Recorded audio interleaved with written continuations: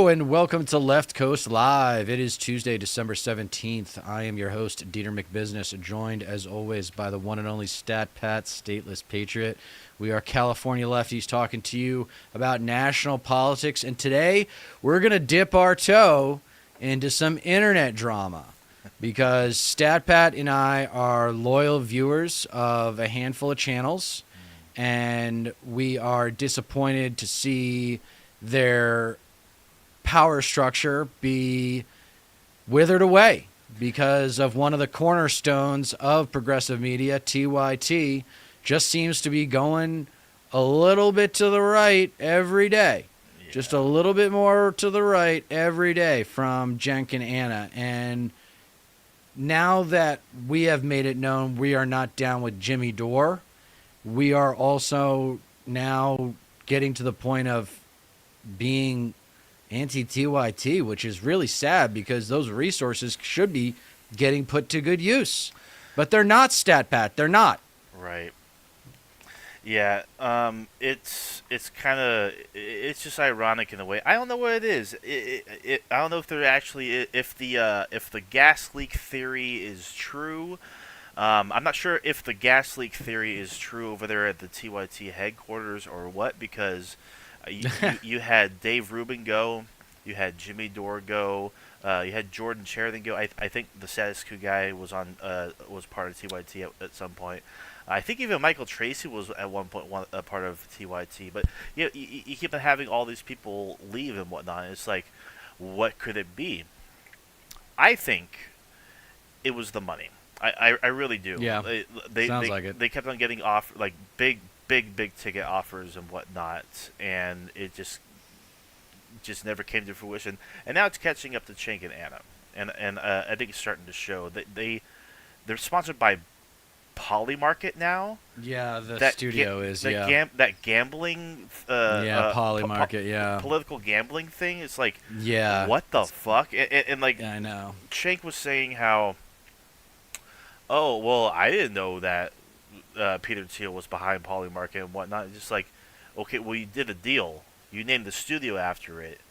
It's like you're just doing the Tim Pool thing. You're just doing the Dave Rubin thing. Well, how was I supposed to know that the money I was taking from these shady billionaires were actually Russian oligarchs and whatnot? It's just like, maybe that's the goddamn problem, isn't it? It's like, focus, like, look at where your money's coming from. Like, your instinct isn't to ask questions, or it's just like ooh, big bucks, gimme. It's like there's just no integrity anymore, and it's especially a shame that it's affecting what's supposed to be like the biggest progressive hub on the internet, and now they're playing footsies with these right wing pundits and whatnot, and yeah. it's just so it's frustrating, and they're not even being totally honest about it at all. They keep on smearing people who are criticizing them for their takes recently and their capitulations. Yeah, they went after Emma Vigilant recently, which was was kind of the straw that broke the camel's back. For a lot of people when they went after Emma, because Emma is just great. She's just great. Yes, and she has integrity. She has principles. Yeah, I mean, I think the godfather of the internet left is Sam Cedar. I don't think it's Cenk Uygur as much as he would like it to be. No, I mean, the thing is, it's not Jimmy Dore is some sort of leech that just drags down the cause, but he's got quite the following. So, Jesus Christ, I don't know what we're going to do to unite all these people, but it's got to happen if the country's going to survive, because we got news today that the DNC is trying to act as if they didn't lose all that badly, that it wasn't such a tough loss, and that they ended up getting. But we'll get into that in a second. I want to make sure we round the corner on TYT drama, because it is really disappointing. It was my introduction into progressive media, and then I got into the Majority Report, I'm happy to say, soon after that. Yes. And then I got into Kulinski, and those are my kind of Majority Report and Kulinski are my kind of bread and butter. progressive media guys. Yeah, And I don't even really watch Majority Report anymore, like the whole thing. I just watch the clips that they put up. No, of course. If I see something I like, because Same they here. do a lot. They do a lot of obscure shit. No, of course. Yeah, And yeah. good for them. Good for them, because there's no money in that. But the stuff that they do is important. They Yeah. cover a lot of important stuff that's just like not timely and just not like, it's not provocative, but it's important. Right. Yeah, I do like what they have all set up and whatnot. Like it's pretty rare. I'll tune into an actual show of theirs, but I mean I love what they do, honestly, and I do like the fact that I think on certain days, maybe even each day, I'll have to like actually look a bit more into it, but they actually take calls. Like they have a Right. caller line and whatnot, and it's like it's produced some of their best and most viral clips and whatnot, especially when they get libertarian callers. So they have a good Right. model that's working for them, and it's just a damn shame because, like, for me, and just to touch on Jimmy Dore briefly, like, he's completely irrelevant now when it comes to any semblance of the left. Like, the only attention that he gets is in the conspiracy nut fucking circles and whatnot, and it's just so. I'm glad to hear that. I didn't know that. I thought he was more I mean, like still relevant for progressive, like a lot of Bernie's people, like who are now MAGA, basically, right? I mean, when it comes to like the really the The dumb anti, dumb the left, anti-vax. It's like the anti-vax yeah, guys, the, like the anti-vax anti-vax left. and like the reactionaries, basically the people who are Right. like who hate the Democratic Party, and that's like the only politics that they actually have. That's it. It's just like anti-democrat, period, and they work backwards from that conclusion. It's like I understand being anti-democrat, but it's just like you got to have at least some integrity, some principles, and some morals and whatnot. And if you're following Jimmy Dore all the time, those are at most questionable. Right. But when it comes to Cenk Uygur, I've never been the biggest fan of him. He's or just Anna. not that bright, man. He's just not that bright. They've He always really isn't. They've always come across as smug, annoying, and insufferable. They've had good takes here and there, and have I had would good add coverage, the but two words that I would add to that are childish and unprofessional. yes, big time. They are big time. very unprofessional. Oh my God, no They kidding. they like when you turn on the camera, you're like, oh, okay, sweet. I'm gonna get some legit news here, no. and some anti-corporate, anti-capitalist news, Yeah, and then it turns into this shit slinging fest, yeah, and it's become in service of Cenk and Anna's egos. bingo. And John Iadarola seems like a really He's talented guy. He's and good. it's too bad that we need a benevolent billionaire to come around and buy MSNBC and put all of us on that damn network, on the new one. I mean, Right. let's just do it right. But no, I mean, I think there actually would be a lot of money in that, but no one's got the guts to do it. So, yeah, TYT is hugely disappointing that they're making these changes. And I Yeah. guess the areas the issues that they're kind of turning on are homelessness, immigration, right? Yeah. And crime. Yes. Yeah. Those as seem well to be as- the big issues. What am I missing? There's got to be more than that, right? Oh, they're starting to dabble in like the anti-trans stuff a little bit. That's one of the things that kind of blew the lid off of this whole thing was how they treated one of their trans workers, because I guess they were a communist and this and that. It was just a really messy, dumb thing. But they're not the only disgruntled employee that TYT has had. Hank Thompson is actually a really good person to look to, and he actually released a documentary about the practices of TYT and how many lies Cenk Uygur tells and whatnot. Wow. It's just a really filthy place. Honestly, there's so much. It's a toxic environment. They don't pay the people like they're supposed to.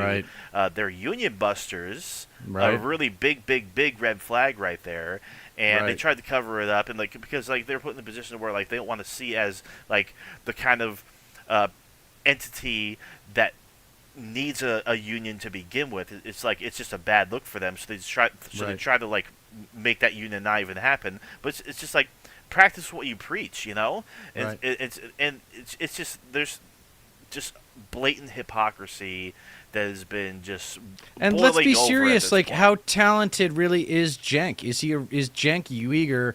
Yeah. Is it Uyghur? It's Jenk Uyghur, right? Everybody says It Uyghur. says Uyghur. Yeah. So Jenk Uyghur is not the most talented guy I've ever seen. In fact, I would give him like a B minus in fundamental communication skills with respect to communicating on camera. Yeah. I think the problem I go back to a lot with these superstars is talent, coaching.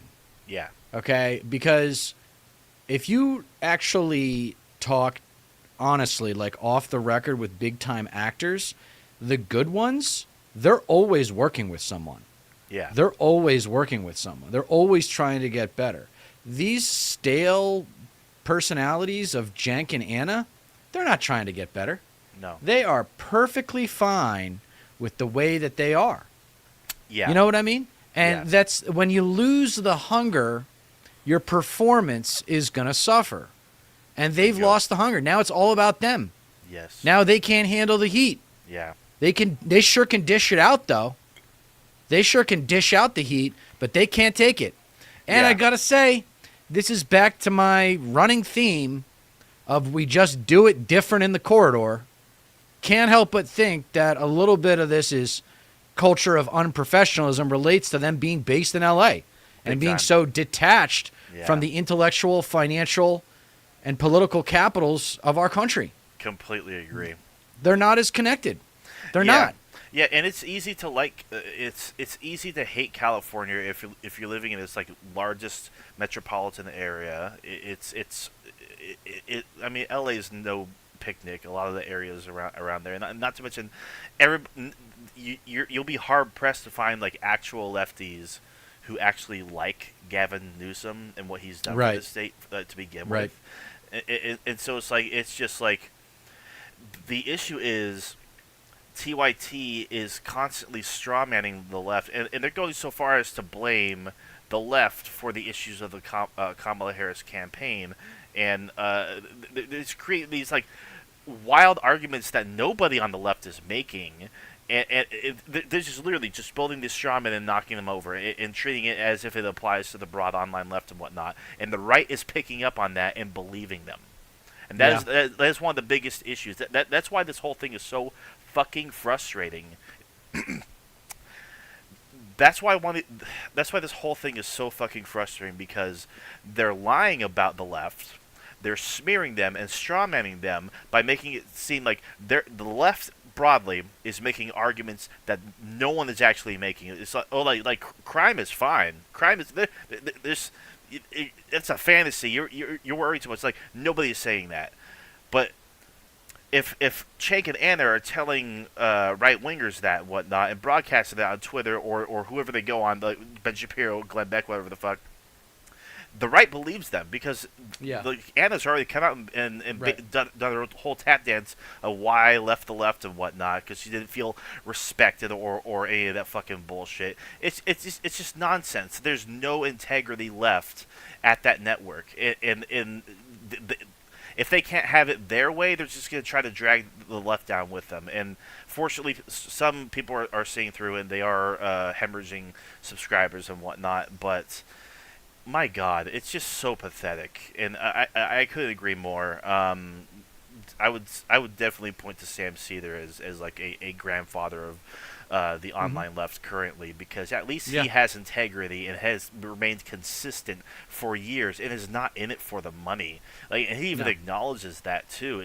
It's just like he actually has principles that drive him and his politics forward and whatnot, and he's actually very knowledgeable on just so many issues and whatnot, and that's why Cenk and Anna, as well as countless other people, are so scared to actually have a one-on-one conversation with him, because he would stop them. He would call out their bullshit. He wouldn't tap dance around the issue, because like if you saw like Cenk talk to Hassan Piker, for example, Hassan couldn't nail him down on anything without Cenk having a fucking full-blown meltdown.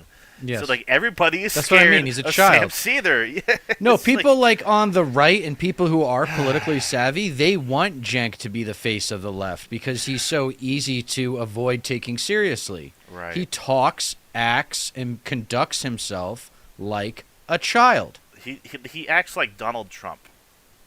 Like, yeah, a little He- bit. like him A and little Anna bit, yeah. Kasparian, Of like, course, of course. Like, Jesus Christ, dude. it's You're like, supposed to, like, no wonder MSNBC didn't fire you just because of your views. They also fired you because you're kind of a hack. yeah. You have a hack Hmm. shtick, man. You got a shtick that's like, you think that, Right. like, someone who talks like Cenk has to earn my intellectual respect. He is not automatically intelligent in the way that Sam Seder is. Yes. Of Sam course. Seder the way Sam Seder communicates is revealing of his studious nature. Yeah. And I don't think Cenk does the homework. No. I don't think Cenk is grinding on the data and looking, reading through Pew Research and shit like that. No way. No way. Yeah. That it all comes down to this. You ready? I was actually going. I totally forgot, but I was going to name the first part of this stream, like the header, the title, and whatnot, grievance politics, because that is a major component of online right-wing media, and if you're driven by grievances like Donald Trump is, you can get people like to tune in to engage with you. It's like, oh, who's this person got a bone to pick with? Like, what exactly is itching at this person? Like, what's irritating them and whatnot? And it can be rather fruitful. And that's basically all TYT has become at this point. Just a whole list of grievances. It doesn't even have to be rooted in reality. It doesn't even have to be honest. But if you could put on a show like they do with bombastic expression and whatnot, that's all it takes. It's just sad. There's no integrity left. No, the market forces have infiltrated their integrity, Big time. and they're selling out, and they're Yeah. jealous of the views, Yep. and they're trying to differentiate, and there's nowhere to go. So they're reaching kind of around the corner to try to get on board with some topics that's favorable to the right. No, I guess. yeah, it's like like. But if eating anyone, your own though is just like Yeah. dividing the left. Basically saying if we can't lead the way, then we're not going. Then we're going to sabotage coalition unity. Yeah, no. Like we're going to sabotage. Jimmy Dore did the same. That's the Yeah. big fuck you to them. Yeah. If you ever really want to hurt someone from TYT, or really let's just reduce it down because who knows who's actually running the show? It's really Cenk, right? And it's Cenk and it's Anna. And so if you ever really want to like hurt them and have the opportunity to communicate with them, just be like, you became just another Jimmy Dore. Like Yeah. you became just another narcissist who basically said, if I can't lead the sheep, then the sheep get slaughtered. Yeah, yeah.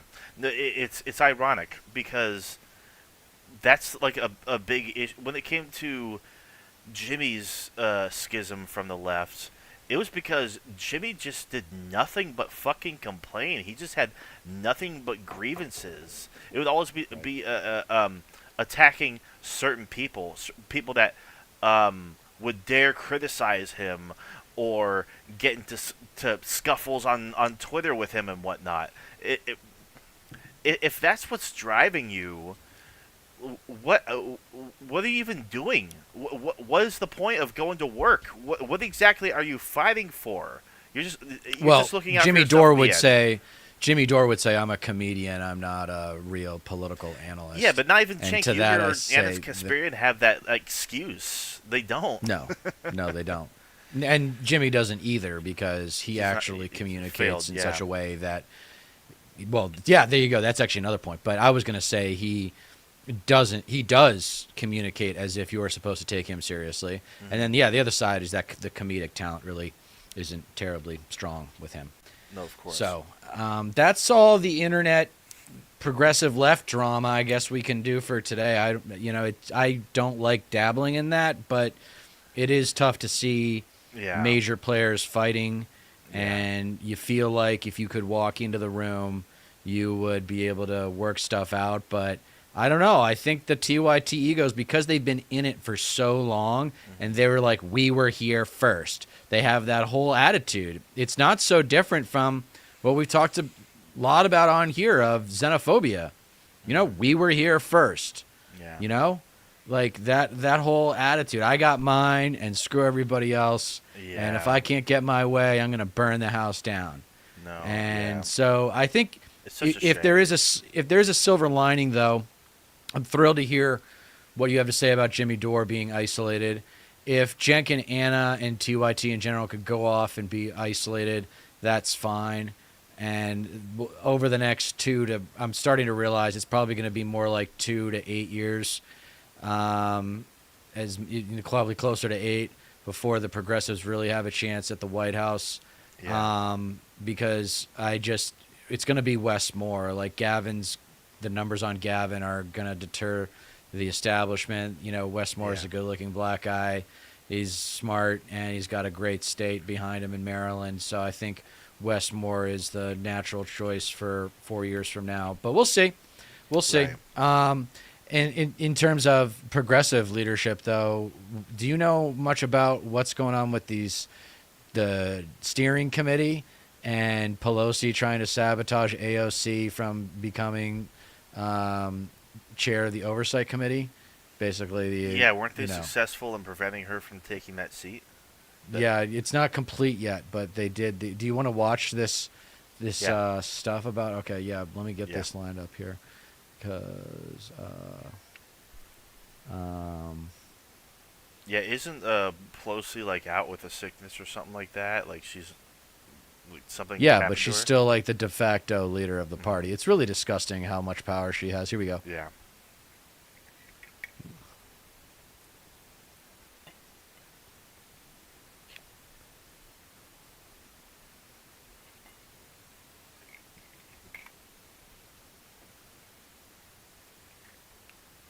We got it. Oh shoot! Oh, sorry.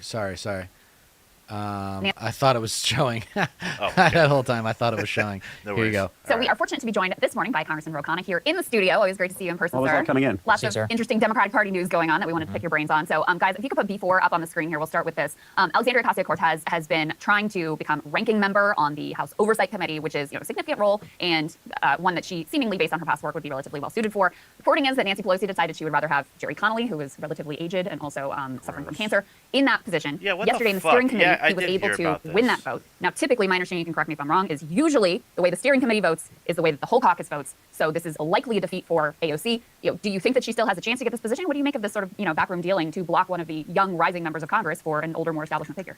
Well, I don't agree with that. Right after this, I'm going to vote in the House caucus. I'll be voting for AOC for a couple reasons. One, she was the vice chair. She's done the work. She comes very well prepared. Two, the whole committee and the minority is kicks ass about in getting that out in the position. media and being an effective communicator. Yeah, that's true. We don't have that many effective communicators right now. Yeah. Wow, that's quite an admission, huh? We don't have that many effective communicators. No kidding. Woo! What Yeah. was that I was saying about coaching? Yeah. in Congress in these leadership positions. But she's going to be an underdog. I don't understand, why the Steering and Policy Committee's recommendation has so much weight. And then someone explained it to me. Everyone wants to get on their committees, and the Steering and Policy Committee basically determines what committees you go on. So if you go against them, you may be screwing yourself Yeah, for your yes. committee position. And one of the biggest complaints I heard about AOC secondhand was that she had endorsed in primary challenges. God forbid you endorse against an incumbent in our party. And I've said, we should have competition. Just because you're an incumbent doesn't mean that you're guaranteed that seat. But Yeah, this is no where you're kidding. seeing that those who are willing to question the system, shake things up, that doesn't go well when you want to try to be in leadership. In I'm glad you brought that up, because there was actually reporting that as part of her attempt to become ranking member of House Oversight, she was willing to agree not to back primary challengers against incumbent Democrats, which I think is, I think it's extraordinary to begin with, because as you point out, it's important to have that Democratic choice. Right. I think it's been part of her brand. Obviously, she came in challenging a long time entrenched Democratic incumbent Joe Crowley. You also came in a Democratic primary challenge. And so I thought it was extraordinary that she was willing to give that up. But I also thought it was extraordinary that she was willing to give that up, and they still were like, not good enough. We still want our guy, Jerry Connolly. Yeah, I don't think we should give that up. I mean, let's say someone was challenging a member of Congress on the Iraq War. That's how I started. I lost that race. But wouldn't you want to have incumbents challenged if they voted for the Iraq War? Yes, So, of course. and this is where the lesson for progressives is we're not going to build power just by making compromises. We've got to get more of our folks elected. Now, the fact that she got to 27 is pretty remarkable, but we'll see what happens in the House caucus. So the reason you're here is in this context of like future of the Democratic Party. What is this all about? So we have a hilarious element here. Can we put, what is it, B1 please up on the screen from The Atlantic? They write, listen to maybe this. Democrats didn't do so badly after all. The party's debate about reinventing itself after the election has gotten more complicated. They talk about some of these retcon positions and others. You've been a part of this conversation. So we're curious for your reaction to that and whether is this how your colleagues feel and generally about this theory of change and where things go from here under a second Trump administration. What do you make of an argument like this? I think we have to make a distinction between could we have won this election by a couple points or can we win back 26 or 28? Of course we can, versus a long-term problem for the Democratic Party. Let me talk about that long-term problem. We've been losing working class votes, white working class votes, African-American working class votes, Latino working class votes. You've gone on Ohio from President Obama carrying it by 5 points to carrying it by 3 points, to us losing it by 8 points, and losing it by 11 points. Anyone looking at the data has to say, okay, even if we can win in 2026 because Trump does something really dumb, this is not what the Democratic Party coalition. And we've got to, in my view, get back to the FDR coalition on economic populism, economic liberalism, whatever you want to call it. I call it a new economic deal, which says we're going to raise Americans' wages. We're going to guarantee people health care when they're really upset that health care is being denied. We're going to bring business leaders, labor leaders all together to industrialize America and left out places and be the party of economic renewal. It seems that we have the elements in our different parts of our party, but we've got to be bold with standing up for these policies. And how much sway does Ro Khanna really wield in the DNC? Not that much, honestly. Not that much. I mean, which is a shame because He's right. He's right. He's a building 100% block. He'll correct. be he's going to be a great cornerstone for the movement to come. But our leader has yet to reveal himself, in my opinion. No, yeah. I mean, he's a great congressman. He's got he's pretty safe in his seat, to be honest, and he's been really consistent on a lot of issues. He really is one of the best progressive voices in Congress for sure. It's just such a damn shame. It's like I don't understand the reasoning behind it. Like if Nancy Pelosi is supposed to be Mama Bear and a figurehead for, even though she's not, for progressives, for like the up and coming like squad members and whatnot, the progressives. If they're supposed to be in cahoots and whatnot, like why turn your back on AOC? Why deny her this position? What exactly does she have to gain from it? Like I just don't understand the logic behind it, unless it's like someone giving Pelosi money, just like trying to like sway influence and not have AOC in that kind of position where she actually does have a fair amount of power. Because you've seen the viral clips of AOC here and there, like just talking directly to whoever it is, like any CEO or someone in oversight, being pressed for corruption or some sort of marking up of prices of some sort of pharmaceuticals, whatever. There's a handful of it, and she just does brilliantly. She asks the right questions, better than like most of the other Democrats in the committee do, and she actually understands the actual issue at hand, and she understands that the American consumer should come first, like period, bar none. And if you're screwing them over, we're going to hold you accountable for it. Like that, it's so frustrating because it's a great position to be in, to be able to like actually relay that to the people that they bring into the committee for these hearings and whatnot. It's so frustrating. I'm not surprised she's trying to sabotage AOC. AOC didn't kiss the ring. No, AOC didn't kiss the ring. It's that simple. But she did though. Like what? I mean, kind of with the Mama Bear thing. Sure. Right? It's like what exactly are we missing? Like what didn't AOC like? How much farther does AOC need to go? What did she do to not earn this key vote? Hopefully, well, she's still at the end of at the end of the day, she's still kind of a Bernie progressive, and she represents the continuation of that ideology. Yeah, and not very. Nancy Pelosi doesn't. Nancy Pelosi, I think, would rather see a Republican win than a progressive Democrat come along and win. No, a lot of Democrats would, unfortunately. Yeah. God damn. Yeah. I don't know why. I mean, I guess Their own pocketbooks? No, They're yes, just it's their donors. obsessed with capitalism. They think capitalism's the bomb. Like, Yeah, they I think mean, they don't think that like this version of capitalism needs serious change.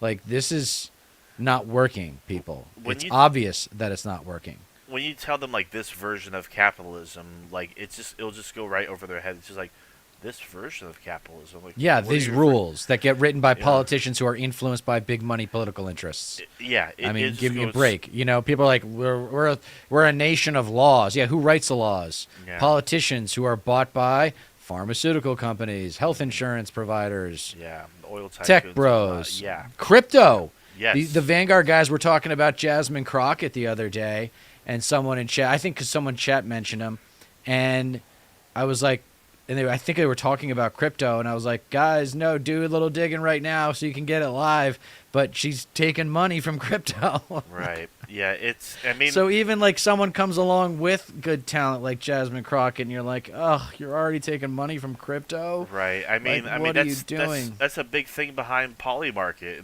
the fucking big old TYT sponsor right now, like that Right. we were speaking about earlier, largely a fucking crypto scam and whatnot. Yeah, no, it really does come down to who is funded by who. You should know, I think it's 33 people out of the whole Congress and Senate don't take money from APAC. Only 33. I'm pretty sure Yeah. it's like those are all like the popular progressive Out of like figures and whatnot. 450 some odd people? Yeah. Wow, less than 1%.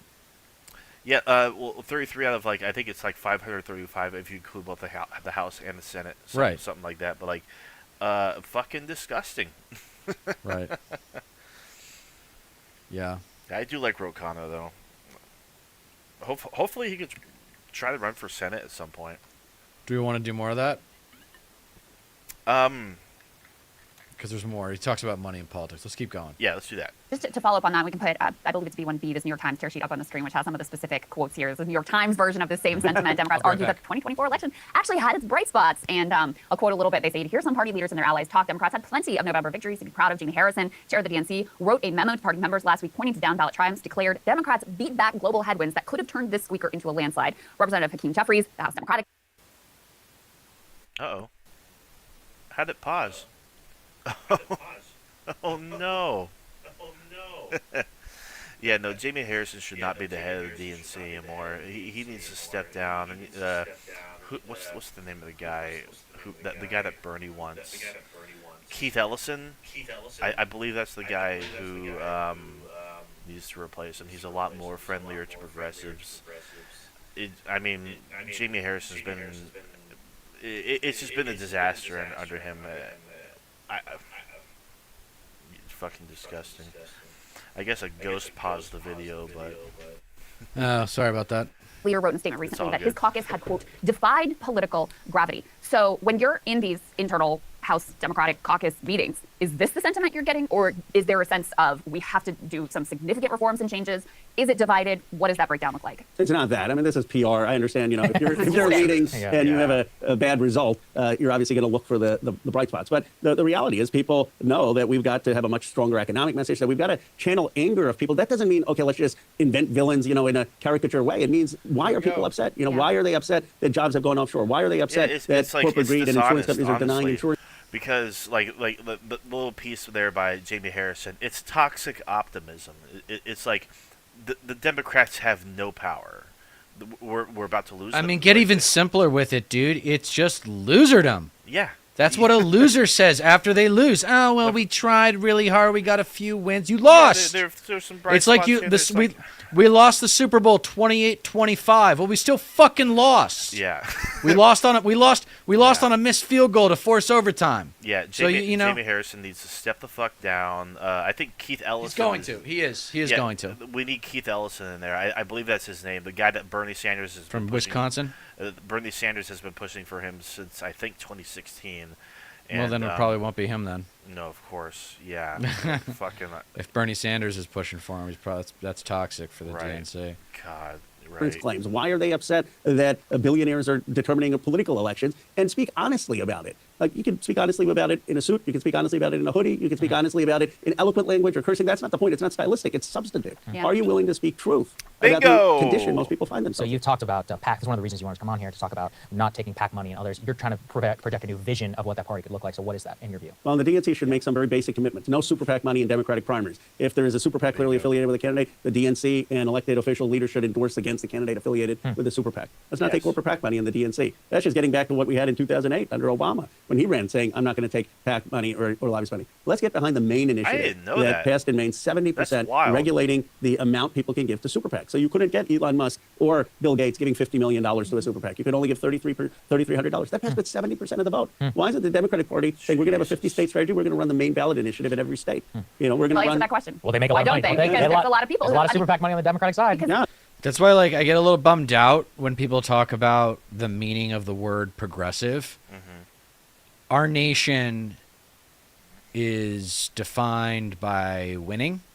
That's what matters most to this country, whether you like it or not. That's what defines our history, defines our culture, defines our competitive economic system, Yes. is winning. So the word progressive goes to the best winner in the history of that ideology, and that would, of course, be FDR. So the whole argument of, well, do you mean a Teddy Roosevelt progressive, or do you mean a Henry Wallace progressive? You know, it's like, well, yes, I do mean a Henry Wallace progressive, but it's a bullshit talking point that that word has tremendous value, and what I like he was just talking about was harnessing the anger of the populace, and I need a male AOC to do that too. We need to start building a team, right? We got the nerdy West Coaster that's nice and approachable in Ro Khanna. He's talking about he's not going to be the guy. He's always going to be the support guy. Yeah. He's always going to be supporting cast. Oh, of AOC, now there's a leading lady. Now she needs a leading man.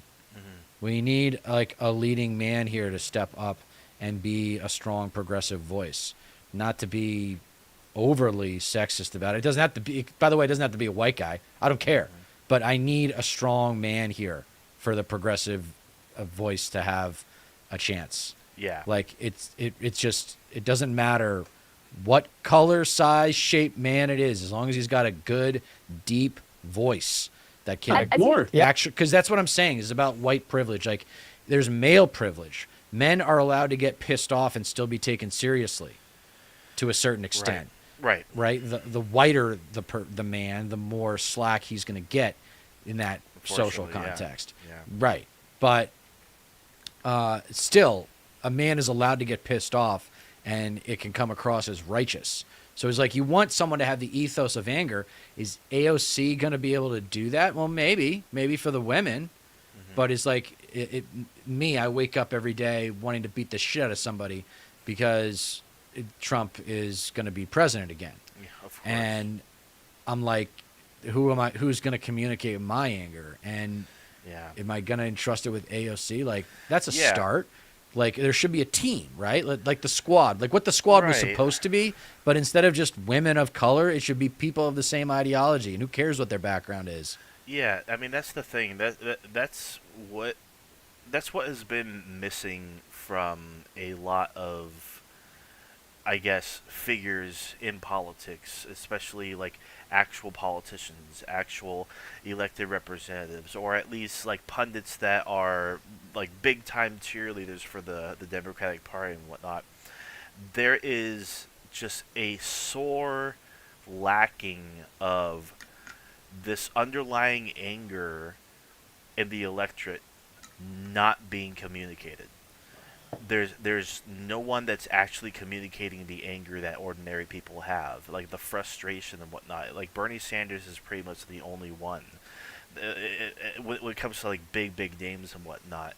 And it could have made a huge difference because it's like we could be happy and joyful. It's just like, oh, we're the nice, caring, party that actually believes in progress and whatnot. But it's like that's not the attitude a lot of people who are struggling. A lot of people are Or just really a winner fucking in general, frustrated. or Yeah, a winner, or a exactly. fucking competitor. Someone who fights. Yeah. You want to kill something conceptually. You want to kill something conceptually that's going to add value, right? That whole cliche of addition by subtraction.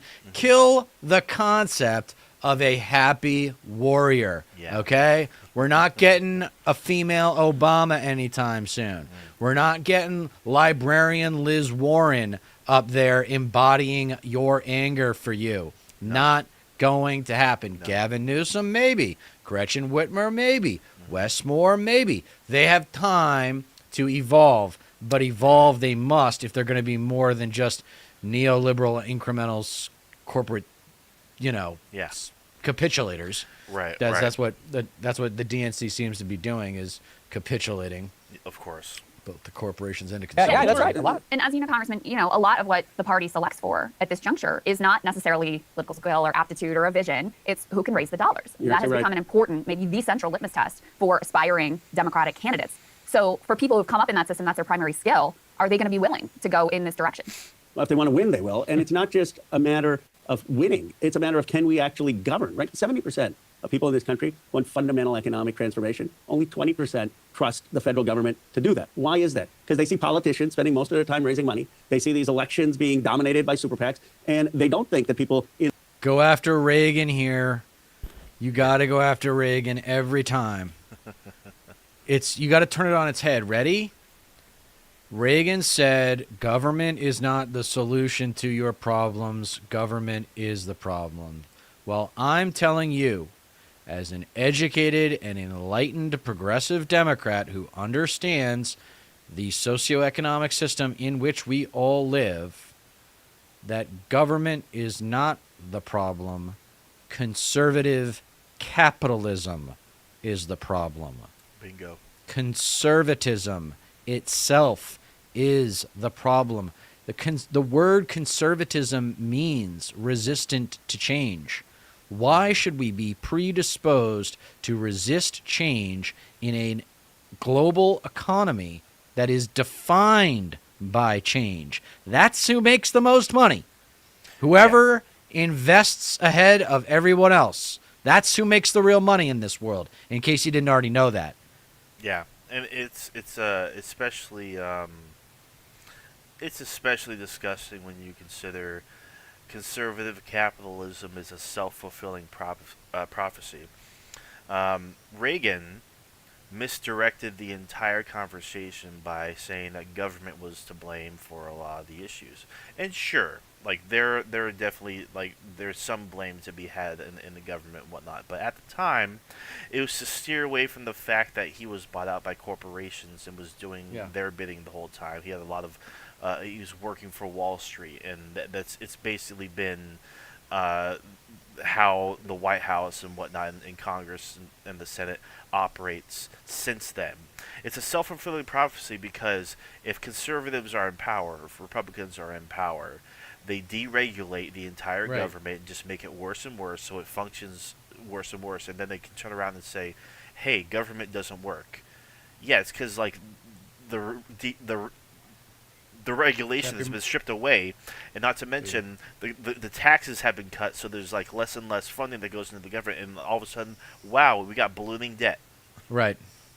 Told you it was a problem. Yeah. Told you it was a problem. They can just point to, of course, government's going to have problems. It's always going to have problems. So if you want to say the government is dysfunctional, all you have to do is point to any given problem and say, oh, look, the government isn't perfect. And the examples that I use are, do you really want private law enforcement? Do you really want private fire departments? Do you want private post office?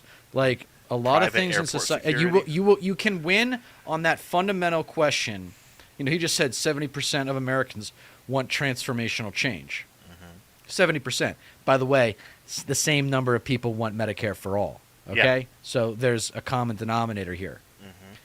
So the way you can get fundamental change, or the way you talk about how government isn't the problem, it's well, you trust the government in our military, right? Always the highest polling part of our society is the U.S. military. Well, it also just happens to be the best financed part of our government.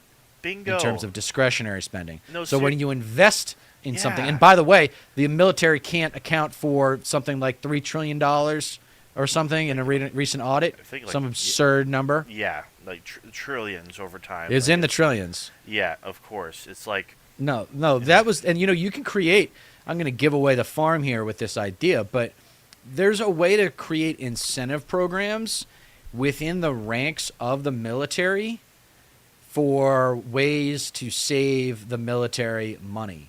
And you could say, if you come up with a good idea that helps save the military money, then you get an extra week of vacation or something like that.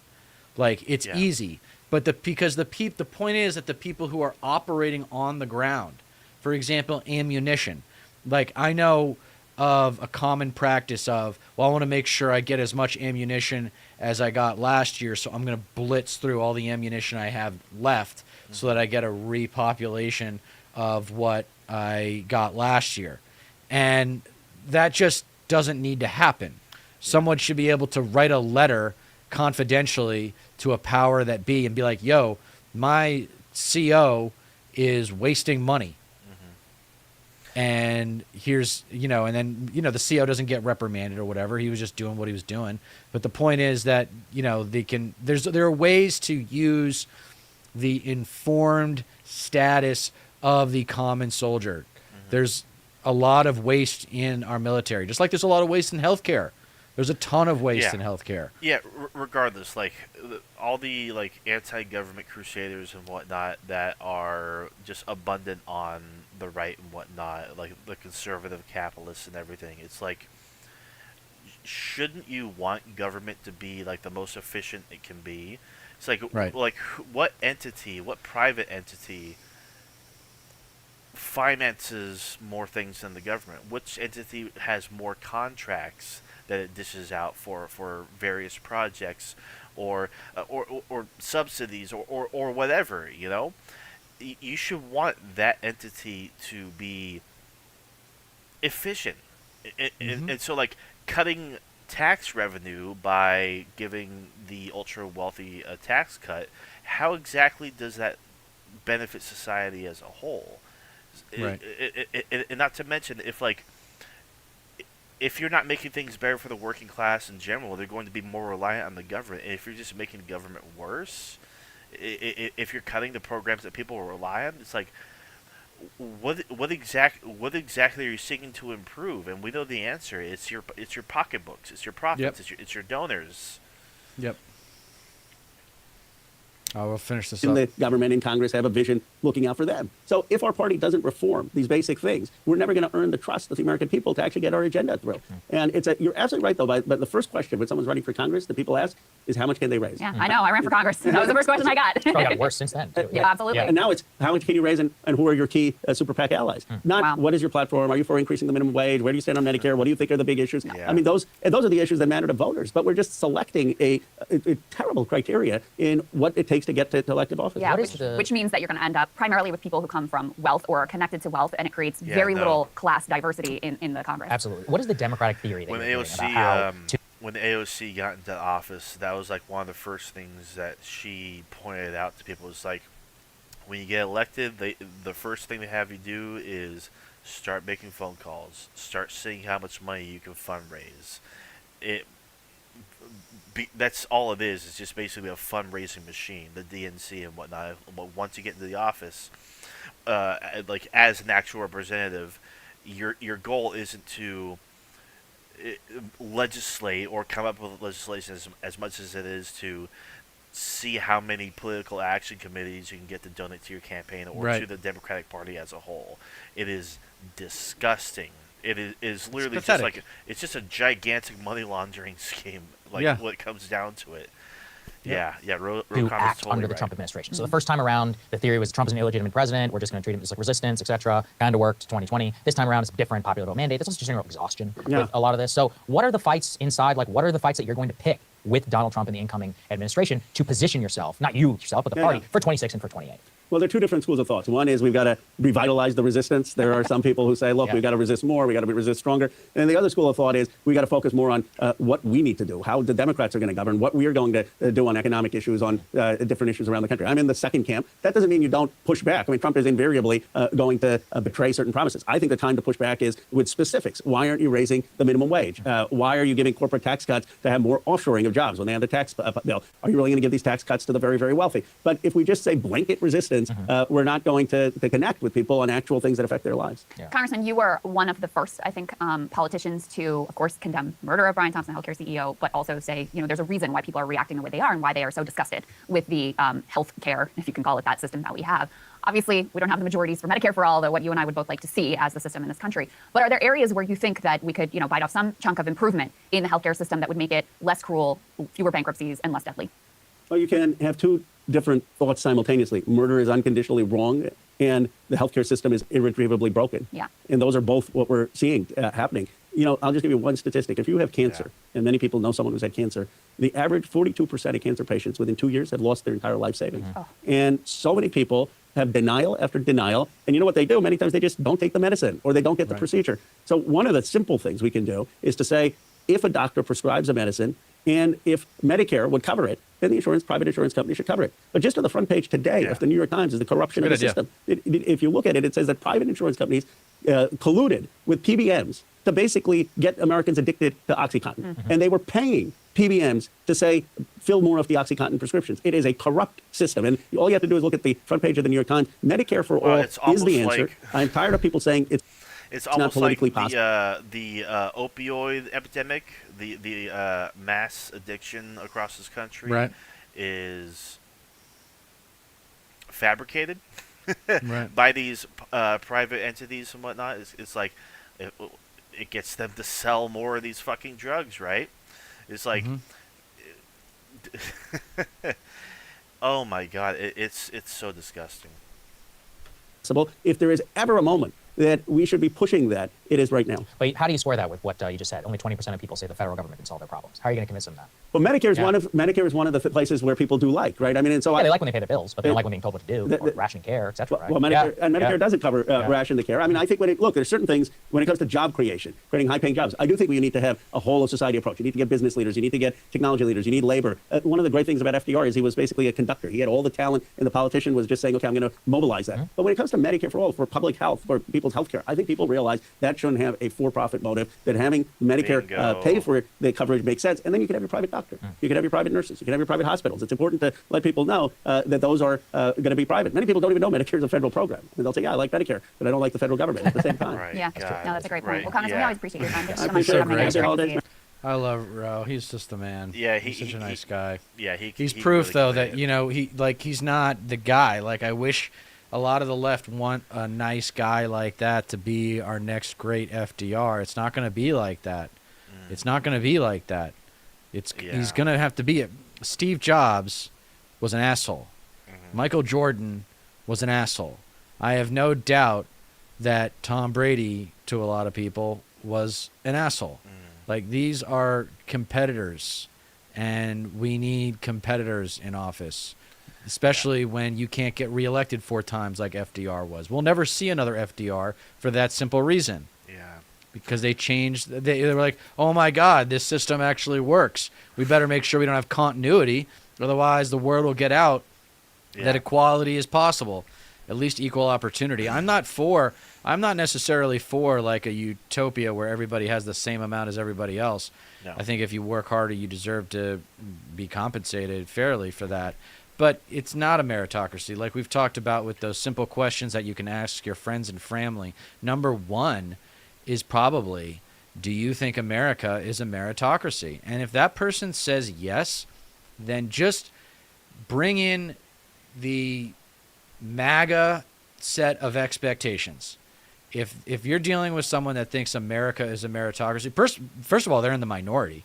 I bet I haven't seen polls with that question, but I'm pretty sure now, after everything that's happened in the last even just 10 years with wealth inequality, like millennials, no millennial is going to tell you that America is a meritocracy. No. I mean, Not none that I know anyway. No, of course, yeah. But we're not. They didn't really address the DNC personnel changes outside of Not just too much. AOC. This is what I'm talking about. Like change the culture. And I used to not really understand this term of the culture of this, the culture of that, the culture of winning. Okay, like let's talk about what is the culture of winning. Roe is like. Well, I think that has to take place along generational lines. There needs to Yeah. be huge seismic changes in generational leadership. Yeah. And he's not saying that because maybe he just hasn't thought of it, you know? He understands the implications. Like I'm sure he has. I'm sure he definitely does have a stake in who heads the DNC because it does have a lot of implications and whatnot. And he probably just doesn't want to reveal his hand too much because that could probably be used against him. But I'm sure that if you actually asked him, he'd be like, "Oh yeah, we definitely need." Someone who's a lot more friendlier to progressives and progressive causes, let alone issues that ordinary Americans are focused on the most. You know, that'll have major impacts in their lives that we've just been neglecting to address as a party. I wouldn't doubt that at all. Yeah. So maybe we should finish up with a little Luigi Mangione news. Yeah. So this is course. going to be fun to see him stand trial. There's going to be protests up the wazoo, I'm sure, when it actually happens. I think a campaign issue 4 years from now will be pardon Luigi. Yeah. Well, I mean, I don't know. I don't know what's going to happen with him, but it's I don't condone murder in cold blood like what he did, but he made a point and people hurt him, and there's a reason why. People always hate on social media. People hate on the internet. And I say it's actually a beautiful thing because it has allowed us to see the ugliness inside of maybe most people, but because until we deal with that ugliness, until we deal with this otherizing, these scapegoat politics, until we address, that's the engine of the culture war, is the division, right?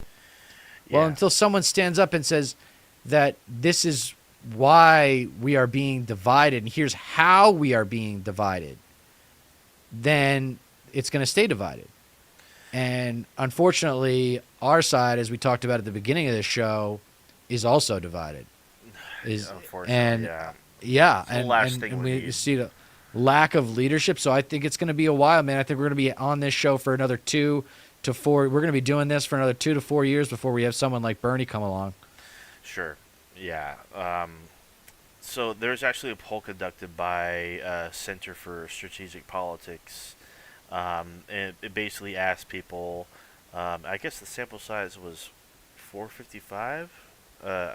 If I'm reading this correctly, it basically asks, "Do you think this killing was justifiable?" And 12% of people basically said yes. The reaction was positive. 73% said no. The reaction was negative. Now, what the poll doesn't really say is, yeah, I mean this killing, it wasn't exact. I wouldn't go about it that way. It's kind of like a common sentiment, especially if you ask anybody who's been just screwed by the healthcare system. It's like murder is unconditionally wrong, but I don't have any sympathy for the guy. I understand why Luigi did it. If Luigi did it, we'll find out in the trial and whatnot. If this is the guy. Yeah, the way you ask a question is incredibly important. That's why we Yeah. talk about the way that the conservatives ask questions. There's a conclusion built into the question itself. Like, so how come when college kids get out of school, they're making less money than they have in the past? Is college really worth it? It's like, well, you're just assuming that the purpose of college is to go out and make money. Right. So it's already built into the question, you see? Exactly. So when they're asking these questions like you're talking about, they're already trying to steer the answer toward, yeah, murder is bad. Yes. Whereas it was wrong under our law, but this is vigilante justice. What the CEO was doing was absolutely wrong. Yeah, like I mean, if this if what- healthcare industry is exploitive. No, I mean, of course. 32%. Like he picked him for a reason. and it's because United Healthcare is the worst. Yes. They had the highest denial rate. He made a point. Like, he made his point. Yeah. And I think it would be unwise for the powers that be to not pay attention. Yeah, and to do something about it. When it comes to that figure, too, a whole lot of a big contributing factor to that was the fact that United Health actually had an algorithm, like an AI algorithm, that would automatically deny claims. Like, I think 90% of the time, I think the rate is actually that insane. So yeah, so, it shows so you like, that's because they of all the assumptions that they put in to the AI, so they steered it towards there. It's like the human error is obvious in that AI formula. Whatever they put into that formula was steered towards denial of the claim. Of course. Because they have an economic incentive for them to deny claims. Bingo. The yeah. for-profit motive. It's so stupid. Yeah, It's so dumb. It's downright dumb. How are you going to pay for it? How can we not do it? Yeah. Like, this is outrageous. We're spending I'm about to drop $2,000 a month for me and my wife. $2,000 a month because there's no competition for individual insurance in California, other than covered California, which I can't get.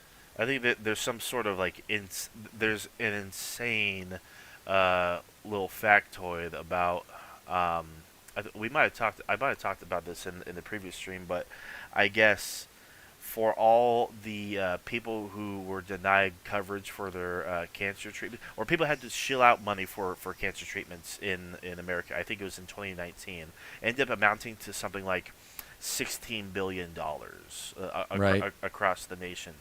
Whereas I think that same year, United Health brought in $33 billion in profits. So that means they would have been able to fucking cover all those cancer treatment costs and still have $17 billion in profit. Yeah. Fucking insane. It's exploitive. No, when I was a management consultant my first year out of college, part of the reason why I left was because I was just working for pharmaceutical and healthcare companies, and I'm like, this is what I'm doing with my education. Like, this is why I worked as hard as I did in college this is why I'm going to end up going to Harvard Business School so I can help somebody make an extra 10 cents on a pill. Yeah. Like, fuck that. Fuck that, dude. Yeah. Like, I was never going to do that. I mean, that we need politicians like that who don't give a fuck about money or fame. Yes. Unless it's there to facilitate their agenda. Yeah. But we can't, we got to get the left to agree on like 10 things, right? Because we got 10 fingers. And then we just say, these are the things. Everything else is extraneous. Yes. Okay? Yes. These 10 things, and if you don't agree with these 10 things, then you're not part of the coalition. And maybe it's only 5. We should discuss that. I've been working on that episode for a while, but like is this always the case with me? I'm always working on things for too long.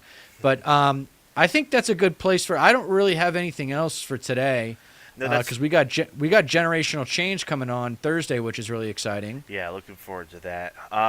I will say I do think that this Luigi Mangione trial is going to be the most crazy trial, probably since the OJ trial. There's going to be a lot of attention on this, and the media, the establishment, whatnot, they are very, very uncomfortable with how popular this guy is. It's because his actions, they just spoke to so many people that were like, because if what he did was murder, then what the CEO did was murder as well. By having policies in place to deny as much coverage as possible to maximize profits, leading people to suffer, go into debt, or fucking die, that should be murder as well. But because you're not pulling the trigger, as a lot of people have said, it just doesn't count. It's business. Right. But that's not personal. It's business. Yeah, right. Yeah, that's pretty much it for me as well. I am looking forward to speaking with Generational Change on Thursday. It's gonna be a good show. Yeah, they're great, and Pete and Jen are gonna have plenty. We'll definitely put some work into what we're going to talk about with them. Obviously, probably the major themes of generational change, ironically enough, at the DNC.